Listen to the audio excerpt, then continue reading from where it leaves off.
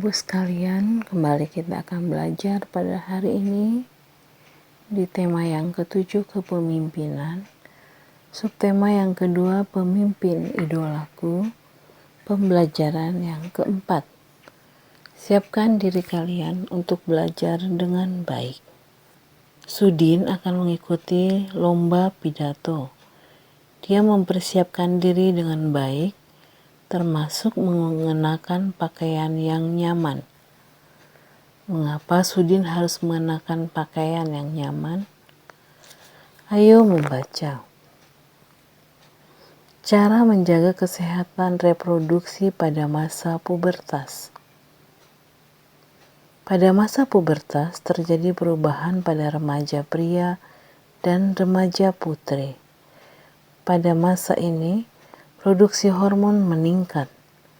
Peningkatan produksi hormon ini menyebabkan aktifnya kelenjar minyak dan kelenjar keringat. Aktifnya kedua kelenjar ini dapat mengakibatkan jerawat dan tubuh berbau kurang sedap. Kebersihan dan kesehatan tubuh harus selalu dijaga, termasuk kebersihan dan kesehatan alat reproduksi. Berikut cara-cara menjaga kebersihan dan kesehatan alat reproduksi. 1. Biasakan mengenakan pakaian dalam dari katun. Katun bersifat menyerap keringat sehingga kita terhindar dari kelembapan. Kelembapan pada lipatan kulit dapat menyebabkan tumbuhnya jamur kulit. Gantilah pakaian dalam setiap kali habis mandi atau setiap saat kamu merasa lembab pada pakaian dalammu. 2. Bilaslah setiap kali habis buang air kecil. Gunakan air bersih. Setelah dibasuh, keringkan dengan handuk atau tisu. 3. Bagi remaja putri yang sedang menstruasi, gunakan pembalut yang lembut. Gantilah pembalut setiap kali pembalut yang kamu pakai terasa lembab. Gantilah minimal 4 kali sehari. Ayo berkreasi. Pada pembelajaran 2, kamu dan kelompokmu telah menuliskan rencana karya berisi cara menjaga kesehatan reproduksi pada masa pubertas. Kini wujudkan rencana karya itu. Buatlah sebagus mungkin. Pada pembelajaran sebelumnya diceritakan bahwa Sudin akan mengikuti lomba pidato. Bagaimana pidato yang dibaca Sudin dalam lomba itu? Ayo membaca. Bacalah teks pidato Sudin berikut. Selamat pagi Bapak, Ibu, dan teman-teman semua. Hari ini kita akan saling berbagi cerita dan pengalaman tentang persatuan. Saya akan menyampaikan kisah saya mengenai persatuan. Lalu saya akan belajar dari kisah teman-teman. Menurut saya, persatuan itu sangat penting. Karena dengan bersatu, tugas-tugas yang harus kita kerjakan akan menjadi lebih mudah. Dengan adanya persatuan pula, kita dapat belajar dari perbedaan-perbedaan yang ada. Saya telah mengalami dan merasakan sendiri betapa bergunanya persatuan. Sekolah saya adalah sekolah yang murid maupun gurunya berasal dari daerah yang berbeda-beda. Beberapa teman saya adalah anak dari Indonesia Timur. Bahkan kepala sekolah saya, Pak Weli, juga berasal dari sana. Kami tidak pernah membeda-bedakan suku, ras, budaya, dan lainnya.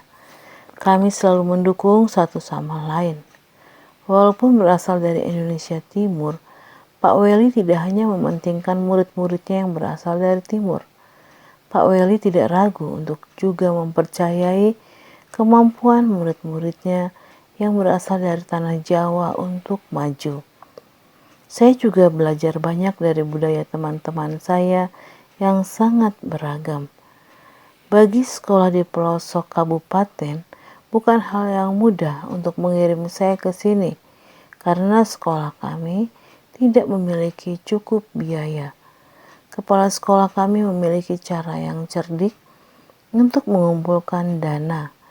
Ia meminta bantuan kepada saya dan teman-teman untuk melelang pisang di halaman sekolah.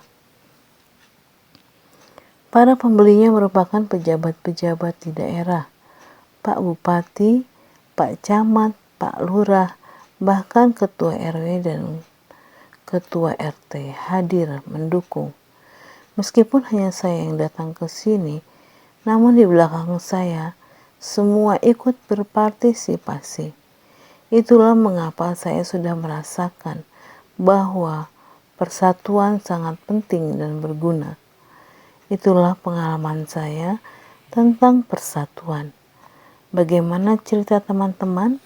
Saya juga ingin mendengar dan belajar dari cerita kalian. Terima kasih. Ayo menulis. Tulislah pendapatmu mengenai isi pidato Sudin. Kamu dapat menilai pidatonya dengan memberi tanda checklist pada kolom yang sesuai.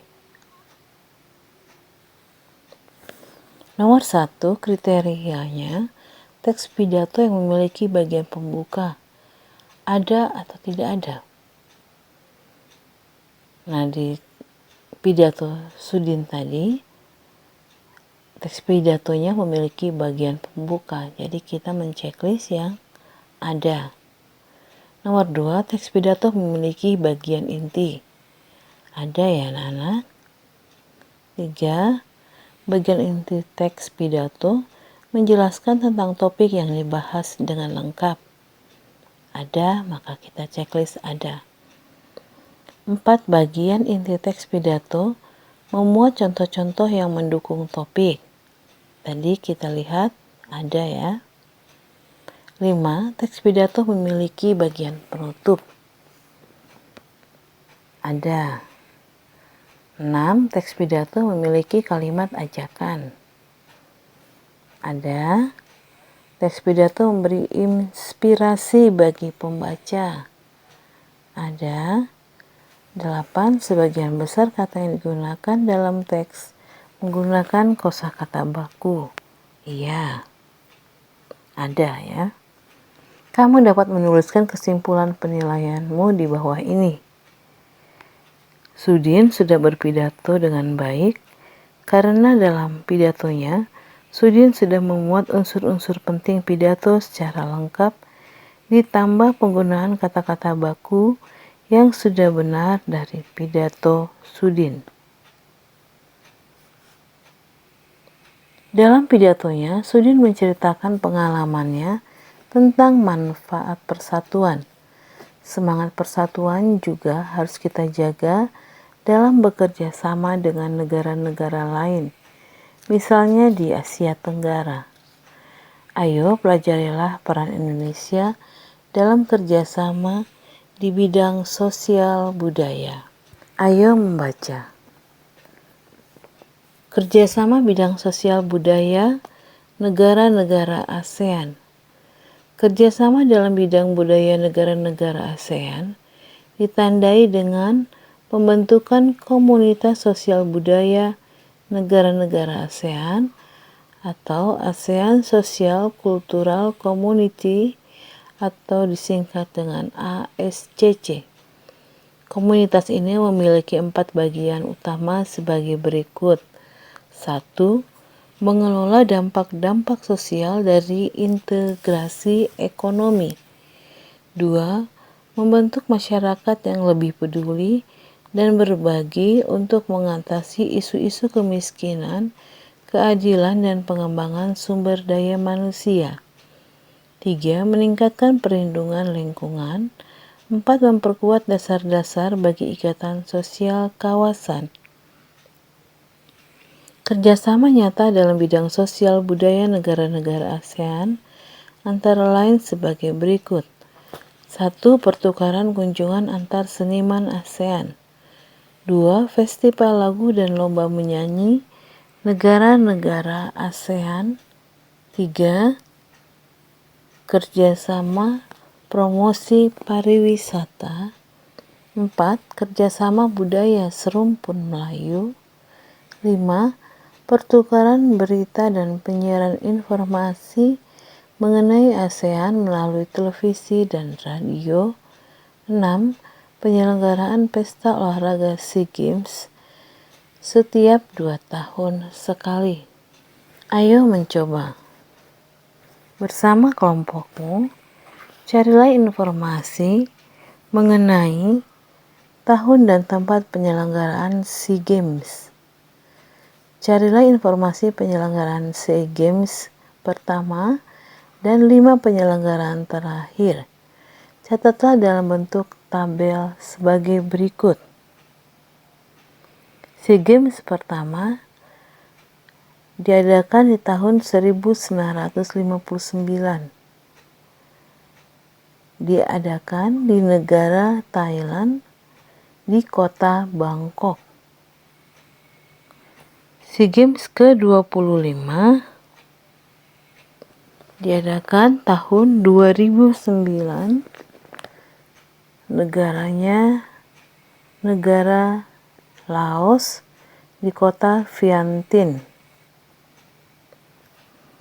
Nah, kita diminta 5 penyelenggaraan terakhir.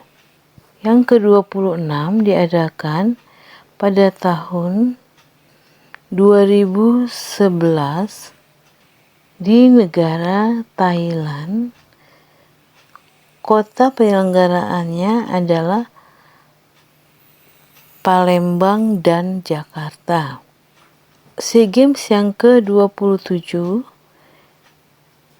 pada tahun 2013 di negara Myanmar di kota Nay Pyi Taw. Kemudian yang ke-28 di negara pada tahun 2015 di negara Singapura, kota Singapura.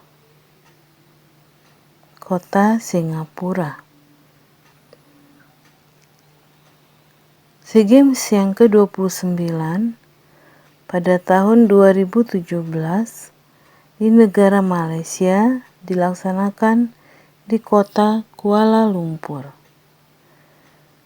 SEA Games yang ke-30 pada tahun 2019 di negara Filipina di kota Manila.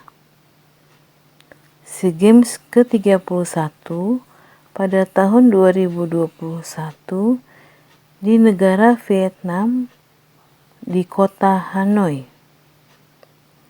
SEA Games berikutnya ke-32 pada tahun 2023 di Kamboja di kota Phnom Penh. Pada tahun 2023 mendatang merupakan yang ke-32. Ayo renungkan. Apa yang telah aku pelajari hari ini?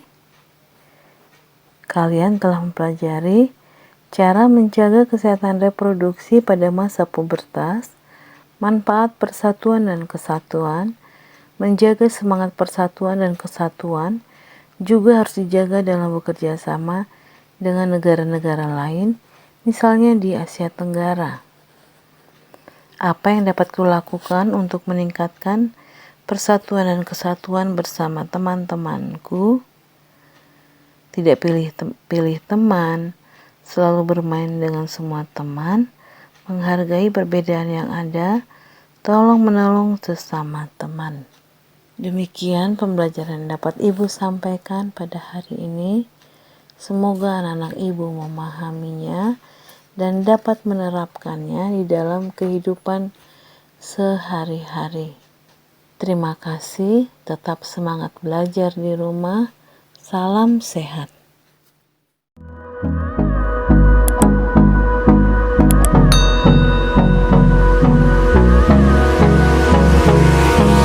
Hold me close till I get up. Time is barely on our side.